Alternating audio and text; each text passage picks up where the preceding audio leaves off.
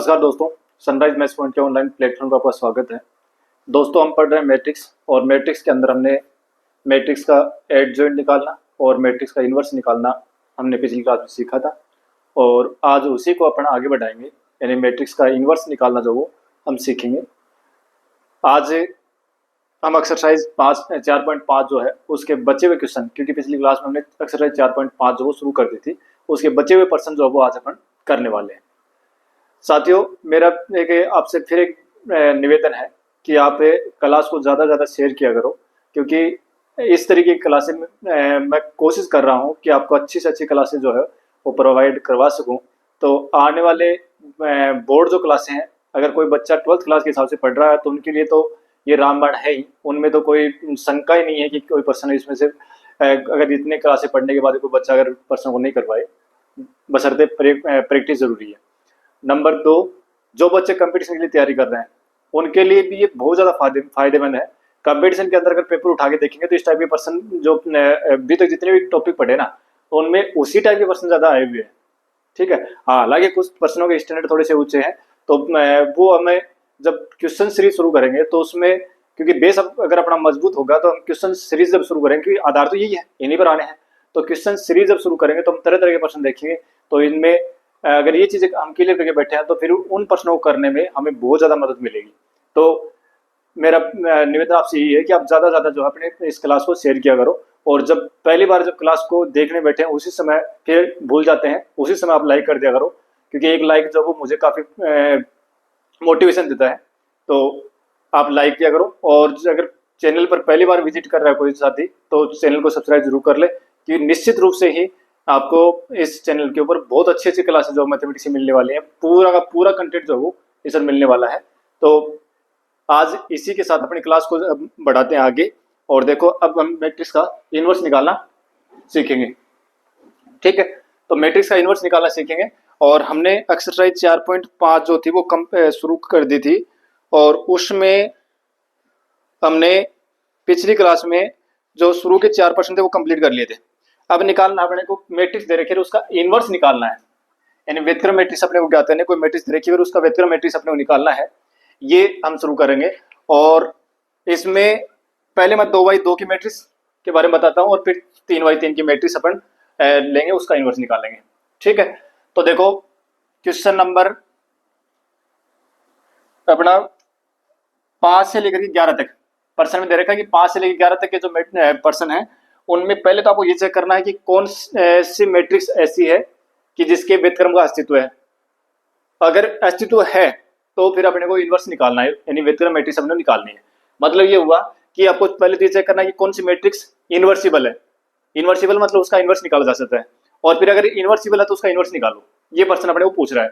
अब इन्वर्सिबल मैट्रिक्स होने के लिए कंडीशन क्या थी कि कोई भी मैट्रिक्स ए है वो इन्वर्सिबल मैट्रिक्स होगी यदि उसके सारणी का मान डज नॉट इक्वल टू 0, यानी डिटरमिनेंट ए अगर निकाले वो मान 0 के बराबर नहीं है तो वो इन्वर्सिबल मैट्रिक्स होगी। ठीक है, अब देखो पहला क्यों अपन क्वेश्चन करते हैं इसमें, और क्वेश्चन एक 2x2 की मैट्रिक्स शुरू करते हैं। ये अपना क्वेश्चन नंबर 5 लेके चलते हैं। जैसे अपने को मैट्रिक्स दे रखी है ए, और उसके एलिमेंट हैं 2, -2, 4 और 3। ठीक है, अब देखो इन्वर्स निकालने के लिए पिछली क्लास में हमने एक फॉर्मूले की चर्चा करी थी कि कोई मैट्रिक्स ए है, अगर इसका इन्वर्स निकालें तो उसके लिए फॉर्मूला क्या था, 1/डिटरमिनेंट ए इंटू एडजॉइंट ऑफ ए। ये फॉर्मूला था कि पहले आपको एडजॉइंट ए निकालना है और फिर उसमें उसके सारणी का भाग दे देना, आपको ए इन्वर्स मिलेगा। ठीक है, अब देखो एडजॉइंट ऑफ ए कैसे निकालते हैं वो देखें। तो एडजॉइंट ऑफ ए निकालने के लिए क्या बताया था कि हमें क्या चाहिए, इन अवयवों की चाहिए अपने को कोफैक्टर, यानी सहखंड चाहिए। तो वो कैसे लिखेंगे, देखो सबसे पहले मैं लिख रहा हूं प्रत्येक अवयव के आपको कोफैक्टर लिखने हैं। तो पहले मैं लिख रहा हूं 2 का सहखंड, सहखंड यानी कोफैक्टर, जिसको अपन कैपिटल A11 से इसको डिनोट करते हैं। और क्या बताया था कि -1 लिखना है और उसकी घात 1 + 1। ठीक है, और M11 का मतलब था उपसारणिक। ठीक है ना, उपसारणिक कैसे लिखते हैं कि जो भी अवयव है उसके रो और कॉलम को छोड़ के शेष जो बने वो सारणी बना लो, वो उपसारणिक हो जाएगी। तो ये इसका निकाल रहे हैं ना, तो ये रो छोड़ दो, ये कॉलम छोड़ दो, तो ये इसकी उपसारणी कितनी आएगी, 3 तो आएगी। तो ये हो जाएगा -1 की घात तो कितनी हो गई, 2 हो गई। तो अगर घात सम है तो प्लस का आएगा, तो ये तो हो जाएगा प्लस का 1 और गुणा m इस 2 m11 क्या है, इस 2 की उपसारणिक है तो इसकी उपसारणिक क्या जाएगी 3 बराबर कितना आ गया -3। इसी प्रकार से फिर -2 का सेकंड लिखेंगे a12, ठीक है। तो देखो अब ये क्या हो गया, इन दोनों का योग, देखो ये -1 की घात जो आ रही है ना वो इन दोनों का योग तो आ रही है, तो इन दोनों का योग जो अगर सम हो तब तो चिन्ह बदलना नहीं है, यानी माइनस नहीं लेना है, ठीक है। और अगर योग विषम हो जाए ना तो आपको माइनस लेना है, तो एक तो माइनस लगा दो, क्योंकि अगर देखो -1 की घात विषम होगी तो माइनस आएगा, -1 की घात अगर विषम हो तो -1 आता है, ठीक है। तो ये माइनस आ गया।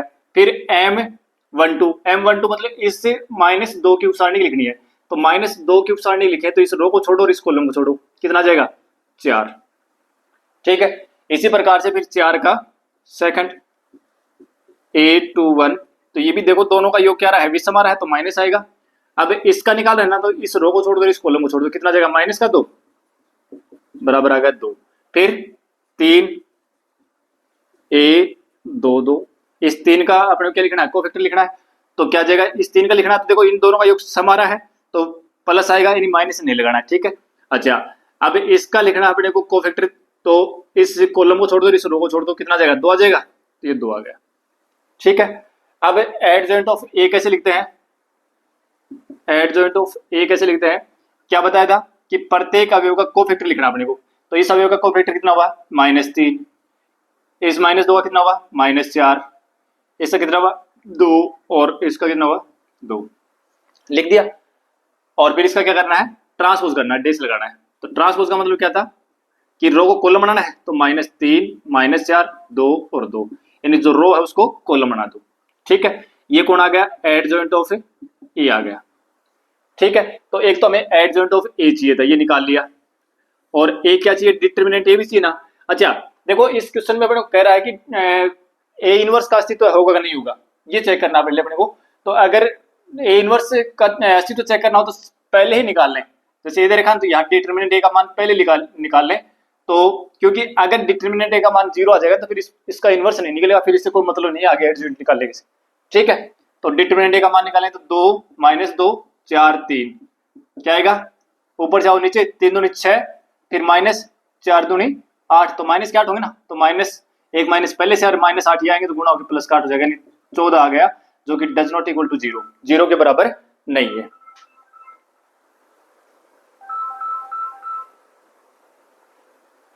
ठीक है। अब देखो ए इनवर्स निकालें, तो ए इनवर्स बराबर क्या हो जाएगा, ए इनवर्स बराबर हो जाएगा 1 determinant A into adjoint of A. अब 1 डिटर्मिनेंट ए का मान कितना है 1/14, डिटर्मिनेंट ए का मान 14 है, और एडजॉइंट ऑफ ए कितना आएगा, ये आ गया अपना -3 2 -4 2, ठीक है। तो -3/14 2/14 -4/14 और 2/14, ये आ गया अपने पास ए इनवर्स। ये निकालना था कि कोई भी सारणी का कोई भी मैट्रिक्स का इनवर्स निकालना तो किस तरीके से निकालेंगे, ठीक है। तो ये तो होगा अपना बेसिक तरीका। अगर 12th क्लास के अंदर प्रश्न आता है, 12th क्लास में प्रश्न पूछा जाता है तो आपको इस तरीके से करना है, 12th क्लास के अंदर अगर प्रश्न पूछा जाता है तो इस तरीके से करना है। लेकिन अगर यही प्रश्न कंपटीशन के लिहाज से आता है तो फिर कैसे करना है, जैसे मान लो कि ये मैट्रिक्स दे दी और इसका इनवर्स पूछा जाए, ठीक है। तो सबसे पहला काम तो ये है कि अगर आपको ए मैट्रिक्स दे रखे ना और इसका निकला अपने को adjoint of A, adjoint of A लिखना है, एडजॉइंट ऑफ ए लिखना है, तो सीधा लिखेंगे हम ये सारा काम नहीं करके, और सीधा कब, केवल कंपटीशन में, बोर्ड के लिहाज से अगर प्रश्न पूछा जाता है तो इसी तरीके से करना है, ठीक है ना। उसमें राइटिंग के नंबर होते हैं इसलिए इसको पूरा करना है, लेकिन कंपटीशन में केवल हमें आंसर चाहिए होता है, इसलिए कंपटीशन के लिहाज से अगर किया जाए तो कैसे निकालेंगे, तो एडजॉइंट ऑफ ए निकालने के लिए क्या करेंगे, देखो ये तो ए रहा और ये इसका सेकंड रहा, ए एडजॉइंट रहा, सेकंड रहा, इनमें देखो देखो दोनों में कोई संबंध दिख रहा है क्या आपको, इन दोनों में देखो कोई संबंध दिख रहा है क्या,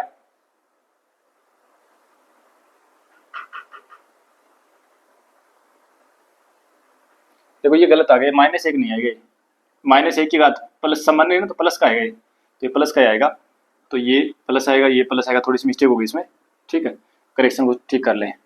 हाँ इन दोनों को रिलेशन दिख रहा है क्या, देखो अगर हम ध्यान से देखें तो ये एलिमेंट तो चेंज हुए हैं, आमने सामने बदले हुए हैं, और इसको हम बोल रहे थे डायगोनल विकर्ण बोल रहे थे, यानी मैट्रिक्स के मुख्य विकर्ण के अवयव तो बदल दो, ठीक है ना। यानी कोई भी मैट्रिक्स का जो लिख रहा है तो क्या करना, सबसे पहला काम तो ये है कि जो आपको मैट्रिक्स दे रखे ना उसके मुख्य विकर्ण के अवयव बदल दो।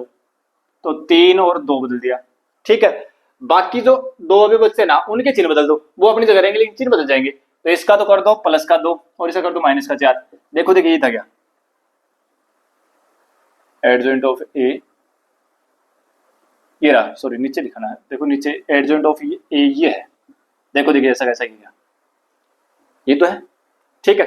तो 2 की अगर मैट्रिक्स हो ना तो उसका एडजॉइंट लिखना है तो क्या करना है, सबसे पहले मुख्य विकर्ण के जो अवयव हैं उनको बदलना है। ए मैट्रिक्स दे रखा था, इसके मुख्य विकर्ण के अवयव को तो बदल दो और शेष जो भी अवयव बचते हैं ना उनके चिन्ह बदल दो, ठीक है। जो माइनस का उसको प्लस बना दो, प्लस का उसको माइनस बना दो।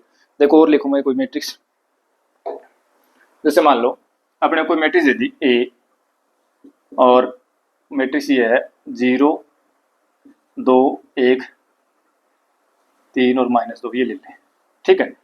तो देखो एडजॉइंट ऑफ ए लिखना है तो क्या करें, सबसे पहले विकर्ण क्या वो बदल दो, -2 और 3, ठीक है। और इनके चिन्ह बदल दो, माइनस का 2 और माइनस का 1, दोनों प्लस के थे माइनस के वो दोनों, ये लो आ गया, ठीक है। अब अगर ए इनवर्स लिखना है तो ए इनवर्स में क्या करना है,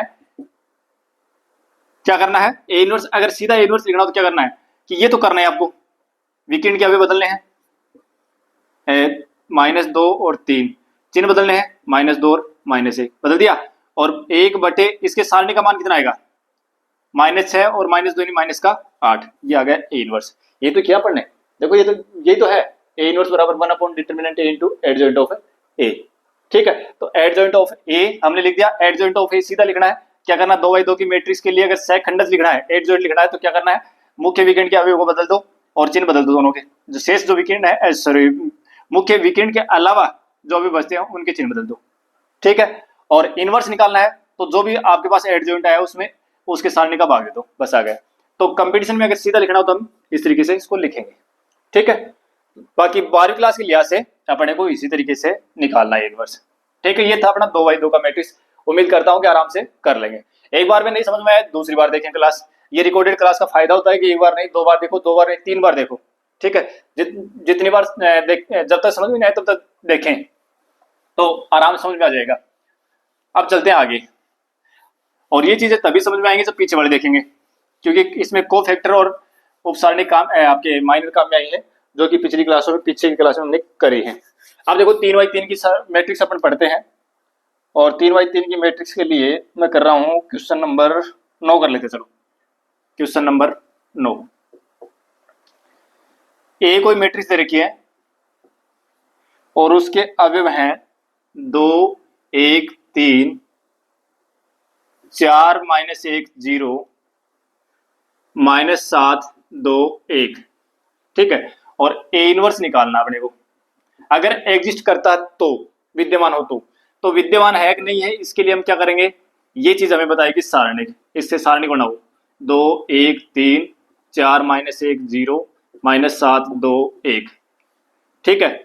अब सारणी को हल कैसे करते हैं, पहले ये अवयव लिखो, अब इस रो को और इस कॉलम को छोड़ो, ऊपर से आओ नीचे -1 फिर -2 गुणा 0 0, फिर पहले प्लस फिर माइनस का आएगा, ये अभी लिखो, इस रो कॉलम को छोड़ो, इस रो को छोड़ो, ऊपर से आओ नीचे, तो 4 गुणा 1 यानी 4 और -7 गुणा 0 0, और फिर +3, अगला अभी लिखना ना, तो पहले प्लस का फिर माइनस का फिर प्लस का, इसको छोड़ो और इसको छोड़ो, 4 दूनी 8 माइनस और माइनस गुणा के +7 हो गया ना, तो प्लस का 7 होगा। अब देखो ये कितना आ गया, -2 हो गया और -4 हो गया और +3 हो गया, मतलब -3 डज नॉट इक्वल टू 0, इसका मतलब ए इनवर्स विद्यमान है। अगर ये मान 0 के बराबर आता तब हम कहते कि ए इनवर्स विद्यमान नहीं है। अच्छा, ए इनवर्स विद्यमान है तो फिर क्या करना है, एडजॉइंट निकालना पड़ेगा। एडजॉइंट निकालने के लिए क्या है कि लिखो, अब इनके कोफैक्टर लिखने पड़ेंगे, तो प्रत्येक अवयव के कोफैक्टर लिखो। तो सबसे पहले मैं लिख रहा हूँ 2 का सेकंड, 2 का सेकंड मतलब A11। अब वही तरीका, अगर योग विषम आए तो माइनस लगा देना है, बाकी प्लस रखना है, ठीक है, बाकी चिन्ह नहीं लगाना, माइनस नहीं लगाना, ठीक है। तो ये योग क्या रहा है, सम है, माइनस नहीं लगाना है। किसका लिख रहे हैं, इसका लिख रहे हैं ना, इस रो को छोड़ दो, इस कॉलम को छोड़ दो, सारणी ये बच गई, ऊपर से आओ नीचे, तो माइनस एक गुणा एक, तो माइनस का एक आ गया क्या, माइनस का एक, और फिर माइनस जीरो बराबर कितना आ गया, माइनस का एक आ गया।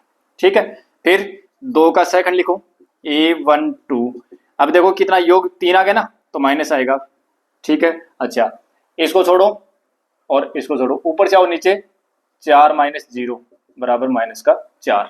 फिर 3 का सेकंड A13, इसको छोड़ो और इसको छोड़ो, क्या आएगा, 4 दूनी 8, और माइनस माइनस के साथ तो प्लस के साथ हो जाएंगे, तो बराबर कितना हो गया, 15। ठीक है, फिर इस 4 का लिखो, तो ये कितना हो गया, A21, दूसरी रो है और पहला कॉलम है, तो योग क्या हो गया, विषम हो गया ना, तो माइनस आएगा। अच्छा इसको ले रहे हैं, तो इसको छोड़ो और इस रो को छोड़ो, तो एक एक में एक, और माइनस 2 3 6, तो 1 माइनस 6 बराबर हो गया प्लस का 5। फिर माइनस 1 का लिखो, A22 कितना आ जाएगा, इसका लिख रहे हैं ना, इसको छोड़ो और इसको छोड़ो, 2 एकम 2, और माइनस 7 21, माइनस 21, तो प्लस का 21 हो जाएगा बराबर 23। ठीक है, फिर 0 का लिखो, A23, तो योग विषम हो गया, माइनस आएगा। अच्छा इसका लिख रहे हैं ना, इस कॉलम को छोड़ो, इस रो को छोड़ो, 4 2 दूनी 4, और माइनस माइनस 7, तो प्लस के साथ हो जाएंगे बराबर के माइनस के 11। ठीक है, अच्छा फिर 7 का माइनस 7 का लिखो, सभी के लिखने पड़ेंगे, A31 योग समा रहा है, छोड़िए इस रो को, कॉलम को छोड़ो, इस रो को छोड़ो, 0 माइनस माइनस 3, तो 0 माइनस माइनस 3 प्लस का 3 बराबर हो जाएगा 3। ठीक है, फिर 2 का लिखो, A32, ये क्या जाएगा, विषम है ना, विषम है तो माइनस आएगा। अच्छा इसको छोड़ो रो को और इस कॉलम को छोड़ो, 0 माइनस 12, तो माइनस के 12 आ जाएंगे, तो 0 माइनस 12, तो माइनस 12 और माइनस गुणा के प्लस के 12। फिर 1 का लिखो, A33। ठीक है, तो इस कॉलम को छोड़ो, इस रो को छोड़ो, तो माइनस का तो 2 आएगा, और माइनस 4 बराबर कितना होगा, माइनस का 6। ठीक है, ये आगे सभी के कोफैक्टर। अब क्या करना है अपने को, एडजॉइंट ऑफ ए लिखना है। एडजॉइंट ऑफ ए कैसे लिखेंगे, कि जो जितने भी एलिमेंट है उनके सभी के कोफैक्टर लिखो। तो देखो 2 का कोफैक्टर कितना हुआ, ये 1 है या 2 लिखा गया क्या, हाँ इस 2 का कोफैक्टर कितना हुआ, -1 और -4 15 5 23 -11 3 12 और -6, और ये हो गया इसका डेस।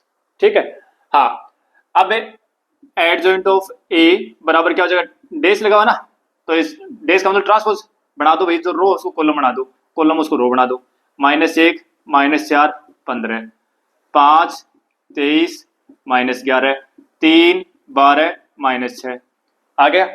अब लिखना अपने को ए इनवर्स, तो ए इनवर्स बराबर क्या होता है, ए इनवर्स बराबर होता है 1 upon determinant A into adjoint of A, ये तो था अपना फॉर्मूला, लिख दो भाई 1 अपॉन डिटर्मिनेंट ए का मान कितना आया था, -3, और -1 5 3 -4 23 12 15 -11 और -6। ठीक है, हाँ 1/3 से गुणा करो अंदर, -1/3 से, तो ये हो जाएगा प्लस का 1/3, ये हो जाएगा माइनस का 5/3, और ये हो जाएगा माइनस का 1, ये हो जाएगा प्लस का 4/3, ये हो जाएगा माइनस का 23/3, आगे हो जाएगा माइनस का 4, ये आ जाएगा माइनस का 5, 11/3 और प्लस का 2, ये आ गया अपने पास ए इनवर्स। तो 3/3 का मैट्रिक्स अगर हो तो उसका ए इनवर्स अपन इस तरीके से ज्ञात करेंगे। ठीक है, तो ये 2/2 का मैट्रिक्स है, उसका इनवर्स कैसे निकालते हैं वो हमने सीख लिया। 3/3 का मैट्रिक्स है, उसका इनवर्स कैसे निकालते हैं ये सीख लिया। ठीक है, अब बढ़ते हैं अपन आगे। अब देखो इसमें क्वेश्चन नंबर 9 10 11 सब एक जैसे ही हैं सभी का। जो 11 का क्वेश्चन है ना उसमें केवल ट्रिग्नोमेट्रिक फंक्शन दे रखे हैं, साइन अल्फा कोस अल्फा दे रखे, तो उसको देख के घबराए नहीं, तरीका यही है करने का, इसी तरीके से करना पड़ेगा। ठीक है ना, कोई दिक्कत नहीं है। अगर कोई ट्रिग्नोमेट्रिकल फंक्शन आ रहा है तो उसमें जो ट्रिग्नोमेट्री की प्रॉपर्टी है वो लग जाएंगी, क्या दिक्कत है। ठीक है भाई, sine square theta plus cos square theta बराबर 1, इस प्रकार से कुछ ना कुछ लगेगा। चलो